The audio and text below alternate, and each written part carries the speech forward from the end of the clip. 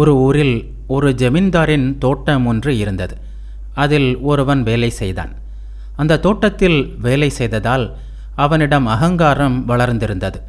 அனைவரிடமும் இது எங்கள் தோட்டம் என்று கூறுவான். ஒருமுறை தோட்டத்திலிருந்து சில பொருட்களை திருடிவிட்டான். எனவே ஜமீன்தார் அவனை வேலையை விட்டு நீக்கிவிட்டார். அவனால் தோட்டத்திற்குள் நுழைய முடியவில்லை. அவனுக்கு சொந்தமான சில பொருட்கள் தோட்டத்தில் இருந்தன. அதை அவனால் வெளியே கொண்டு வர முடியவில்லை. ஜமீன்தார் இல்லாத சமயம் பார்த்து இன்னொரு வேலைக்காரனின் உதவியோடு திருட்டுத்தனமாக உள்ளே இருந்து வெளியே கொண்டு வந்தான்.